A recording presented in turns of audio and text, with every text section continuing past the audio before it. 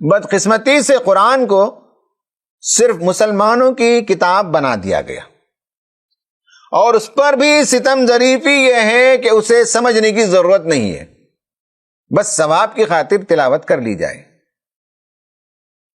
ناظرین، اب ہم آخر میں یہ بتائیں گے کہ قرآن کیوں تمام انسانوں کی ضرورت ہے۔ Why does man need the قرآن؟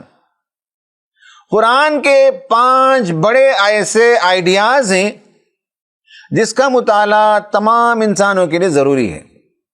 قرآن میں جو باتیں پائی جاتی ہیں وہ اس سے پہلے کی مذہبی کتابوں میں بھی پائی جاتی تھیں، مگر وقت کے گزرنے کے ساتھ ساتھ ان میں تبدیلیاں آ گئیں۔ صرف قرآن جو اللہ تعالیٰ کا آخری ایڈیشن ہے وہ محفوظ ہے۔ اس میں جو 5 بڑے آئیڈیاز ہیں جو آج ہم آپ کے سامنے پیش کریں گے وہ ہے نمبر 1، ونس آف ہیومینٹی۔ قرآن بار بار اس پر زور دیتا ہے کہ سب انسان ایک آدم کی اولاد ہیں اور سب برابر ہیں، انسانوں کے درمیان اونچ نیچ جائز نہیں ہے، انسانوں کو ایک ہی نفس سے اللہ تعالیٰ نے پیدا کیا۔ آج کی دنیا میں جو 2 بڑے مسائل پائے جاتے ہیں وہ ہیں نسل پرستی اور ذات پات کی تفریق، یعنی ریسزم اینڈ کاسٹ سسٹم۔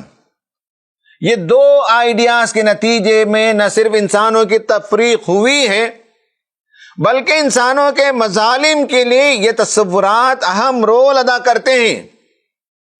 قرآن میں جو انسانی مساوات کی تعلیم آئی ہے وہ اس لیے ہے کہ تمام انسانوں کے درمیان اتحاد، یکجہتی اور رواداری پائی جائے اور ایک دوسرے کو قریب سے سمجھیں۔ قرآن انسانوں کے درمیان پائے جانے والے فرق کو تسلیم کرتا ہے۔ اس پر ہم نے 2-3 دن پہلے تفصیل سے گفتگو کی ہے، مگر وہ فرق انسانوں کے درمیان امتیاز کی وجہ نہ بنے۔ آج بھی وحدت آدم کا پیغام بہت ہی پاورفل پیغام ہے۔ اس جز میں سورہ عبسہ میں یہ موضوع آپ کو ملے گا، تفصیل میں جانے کا وقت نہیں ہے۔ Number 2، human dignity. قرآن کی دوسری تعلیم تکریم انسانیت کی ہے۔ قرآن کہتا ہے وَلَقَدْ كَرَّمْنَا بَنِي آدم، ہم نے اولاد آدم کو تکریم سے نوازا۔ انسانی حقوق اور فرائض تکریم انسانیت کا حصہ ہے، یعنی جو بیسک ہیومن رائٹس جس پر ہم بات کرتے ہیں وہ تکریم انسانیت کا حصہ ہے، اور یہ خدا نے سب کو برابر دیا۔ پیدائش کی وجہ سے کوئی بڑا اور کوئی چھوٹا نہیں ہے۔ انسانیت کا تقاضا ہے کہ انسانوں کا احترام کیا جائے، انسانوں کے خون کو حلال نہ کر لیا جائے، ان کے مال پر ڈاکے نہ ڈالے جائیں، انہیں مذہب کی آزادی ہو، طرز زندگی کی آزادی ہو، محنت مزدوری کی آزادی ہو، ان کے جان و مال کا تحفظ ہو، انہیں خاندان کو وجود میں لانے کے لیے کوئی دقت نہ ہو، اس کے لیے ساری سہولیات میسر ہوں اور جائز راستے کھلے ہوئے ہوں۔ تکریم انسانیت کے خلاف یہ بات ہے کہ کسی کے حقوق ختم کر دیے جائیں، رنگ، مذہب اور جنس کی بنیاد پر کسی کے ساتھ تفریق نہ ہو۔ ہمارے ملک عزیز میں دستور ہند میں چھوت چھات پر پابندی لگائی گئی ہے، مگر ابھی عملاً سماج میں یہ برائی پائی جاتی ہے۔ سورہ تکویر میں بچوں کے قتل کے سلسلے میں جو گفتگو آئی ہے وہ یہی تکریم انسانیت کے خلاف ہے۔ نمبر 3، یونیورسلائزیشن آف نیچرل ریسورسز، یعنی قرآن کی جو تیسری آفاقی تعلیم ہے وہ یہ کہ یہ زمین سب انسانوں کی ہے۔ هو الذی خلق لکم ما فی الارض جمیعا، زمین کے خزانے سب انسانوں کے لیے ہیں اور قیامت تک آنے والے انسانوں کی ضرورت کے لیے رکھے گئے ہیں، انہیں محفوظ رکھنا چاہیے۔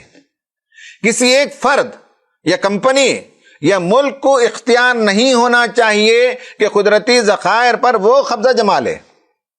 ان خزانوں کا اس طرح سے استعمال ہو اور اس طرح سے تقسیم ہونی چاہیے کہ انسان باعزت زندگی بسر کر سکے، ایک ڈگنیفائڈ لائف جی سکے۔ انسانوں کی بنیادی ضروریات سے انہیں محروم کرنا ایک بڑا ظلم ہے۔ آج پوری دنیا میں 1.6 بلین لوگ ہر رات بھوکے سونے پر مجبور ہوتے ہیں۔ دنیا کی 60% سے زیادہ آبادی ایسی ہے جس کی روزانہ آمدنی $1 سے کم ہے۔ مال نیوٹریشن ہے، ہوم لیسنس ہے، یہ سب کامن ایشوز ہیں۔ لوگوں کو پاک صاف پینے کا پانی میسر نہیں ہے۔ لوگ سڑکوں پر کھلے آسمان کے نیچے زندگی بسر کرنے پر مجبور ہیں۔ اس جز میں سورہ فجر آتی ہے۔ اس سورت میں کہا گیا کہ تم یتیموں کی عزت نہیں کرتے، مسکینوں کو کھانا کھلانے پر آمادہ نہیں کرتے، میراث کا مال سمیٹ کر کھا جاتے ہو، اور مال کی محبت میں ایسے گرفتار ہو کہ سیند کر مال کو جمع کرتے ہو۔ نمبر 4، جسٹس فار آل، تمام انسانوں کو عدل و انصاف ملے، یہ اسلام کی بنیادی تعلیم ہے۔ قرآن نہ صرف عدل کی بات کرتا ہے بلکہ انسانوں کو اس بات کی تعلیم دیتا ہے کہ وہ اپنے مفادات سے بلند ہو کر دوسروں کی خیر خواہی کریں۔ اصل ایمان کا تقاضا یہ ہے کہ انسان دوسروں کے کام آئے۔ اس جز میں سورہ بلد اور سورہ ماعون میں تفصیل سے اس پر روشنی ڈالی گئی۔